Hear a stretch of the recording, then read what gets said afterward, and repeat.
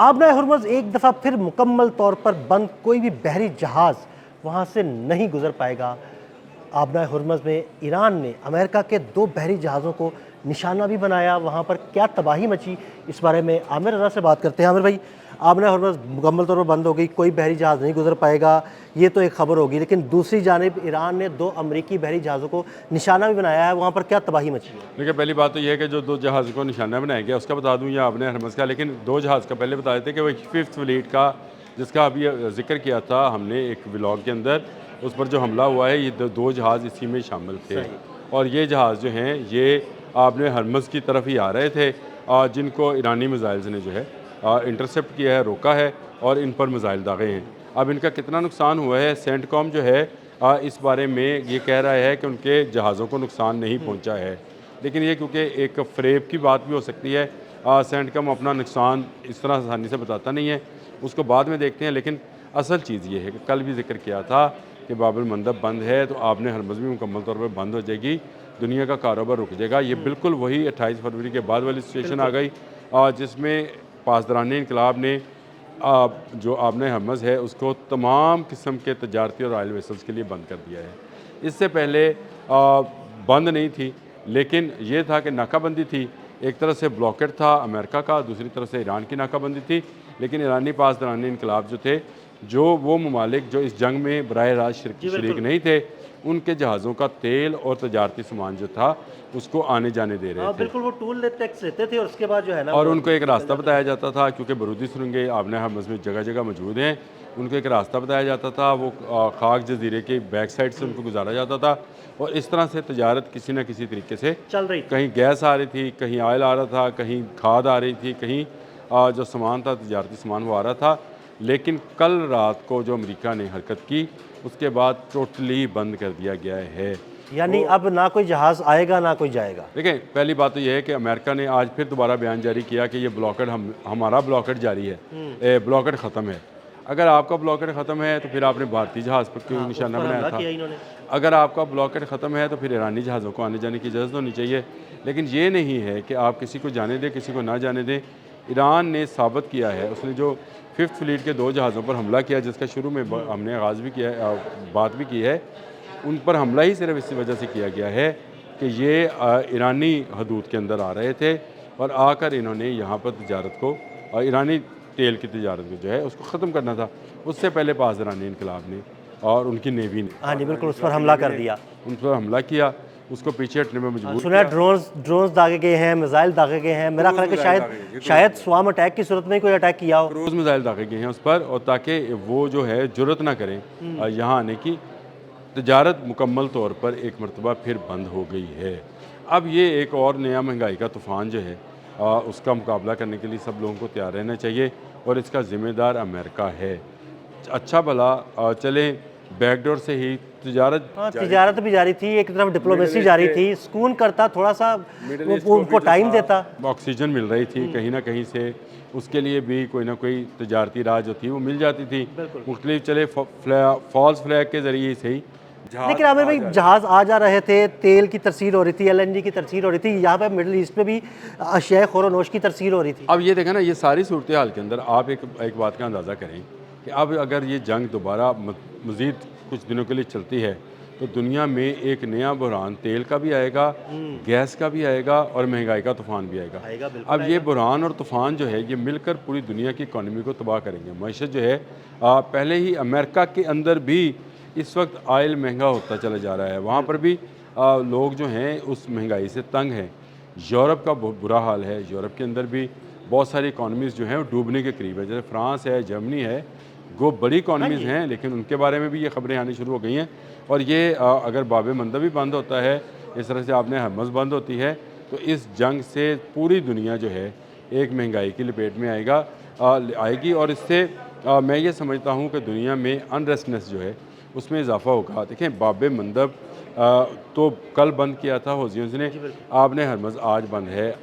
मेरी टाइम जो UK मेरी टाइम है, UK मेरी टाइम ट्रेड ऑर्गेनाइजेशन है, उसने ये जारी किया है कि दोनों तरफ आबना हुर्मुज़ के जहाज़ खड़े हो गए हैं, जहाज़ों ने आगे ट्रैवल करना जो है वो बंद कर दिया है सैकड़ों जहाज़ हैं और अभी सैकड़ों जहाज़ हैं और वो वहाँ के मलाह रिपोर्ट कर रहे हैं कि हम मिसाइल आते जाते देख रहे देख रहे हैं। हैं, और उनमें से खुदा ना खासा कोई मिसाइल किसी जहाज़ को हिट भी कर सकता है। अल्लाह करे ना लगे, बहुत ही आजकल सोफिस्टिकेटेड वेपनरी है। लेकिन आमिर भाई बहुत फिर भी ज़्यादा खतरा तो रहता है ना। खतरा रहता है कि कोई शरारत भी हो सकती है। हाँ, मतलब लेट्स से इसराइल जो है वो शरारत करता रहता शरारत कर सकता है, वो किसी मुल्क के जहाज़ को निशाना बनाकर किसी दूसरे मुल्क पर इल्ज़ाम लगा सकता है और इसकी वो उसने एग्जाम्पल जो है 2 मरतबा सिर्फ सऊदी अरब के अंदर दी है। जी बिल्कुल। और हमने उस पर रामको पर जो पहला हमला किया गया भी किया था, फिर पिछले दिनों भी उसने ये काम किया था, जो ड्रोन लगा था।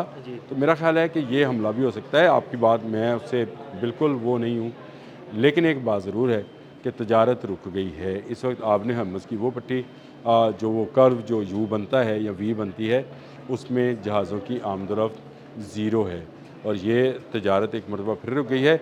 ये एक दिन की तजारत रुकने से ही दुनिया में अरबों डॉलर की इकॉनमी जो है नुकसान होता है। दोबारा से करेंसी जो है वो डिवेल्यूज़ होना शुरू हो जाती हैं।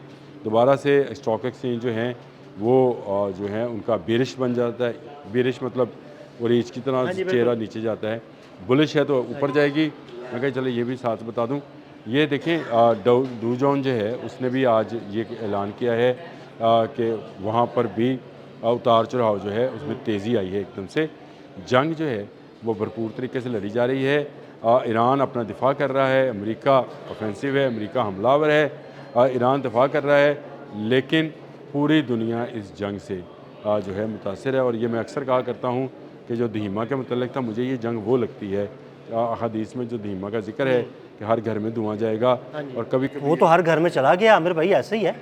और कभी कभी ये छटता हुआ नज़र आएगा, यानी ख़त्म होता हुआ नज़र आएगा और अचानक से फिर दोबारा ऊपर आएगा। तो ऐसे ही हो रहा है। देखिए पिछले आप 3 महीने का सारा डेटा उठा के देख लें, कभी जंग शुरू होती है, कभी रुकती है, कभी थोड़ी सी सांस आना शुरू होती है, ऑयल टैंकर्स वहाँ से निकलते हैं, उसके बाद फिर अमेरिका कोई हमला करता है, उसके बाद फिर जो है ना वो आबने हरमुज़ को ब्लॉक कर दिया जाता है और तेल की कीमतें फिर बढ़ जाती है, तेल की कीमतें बढ़ती हैं तो उसके बाद महंगाई का तूफान। देखिए आप सिर्फ 3-4 दिन पीछे चले जाएं, बयानात उठा के देखें तो लगता है मुज़ाकरात के बिल्कुल करीब हैं, दस्तखत होने वाले हैं, इसी हफ्ते में हो जाएंगे।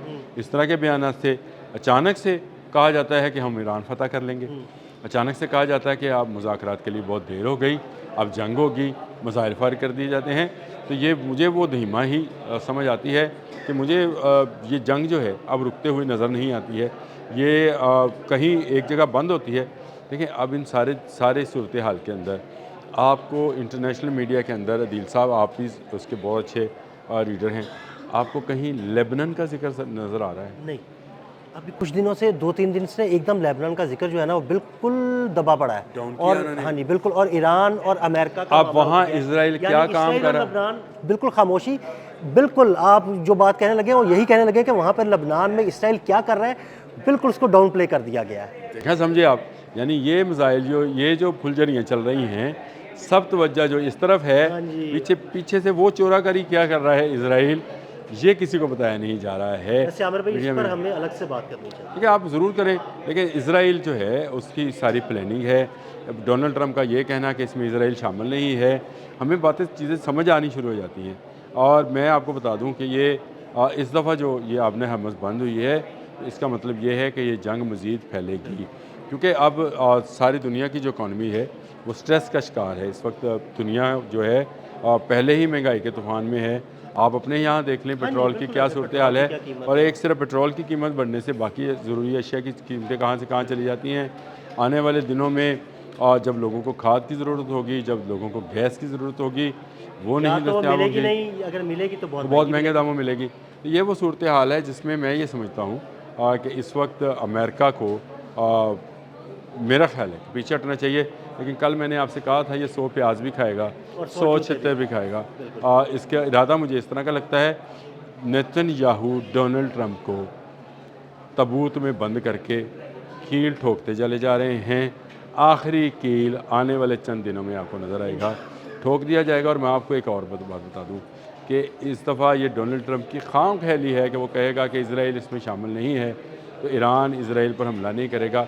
ईरान देख लीजिएगा इजराइल पर भी हमला करेगा, और ये जंग जो है अभी इसको मज़ीद फैलना है। मुझे बहुत सारी ख़बरों के लिए बहुत सारी इन्फॉर्मेशन जो है वो गैदर करनी भी हैं, निकालनी भी हैं। देखनी भी है, हम डिस्कस भी करेंगे, फिर हम लोगों के साथ बात करेंगे ताकि लोगों तक जो मालूमात हैं वो तेज़ी के साथ भी पहुँचे और इसके साथ साथ अथेंटिकेटेड हो। ऐसी ख़बरें ना हों जो कि सिर्फ प्रोपोगंडा का हिस्सा हो। हमें इस पर जो है तमाम चीज़ों को मद्देनज़र रखना है।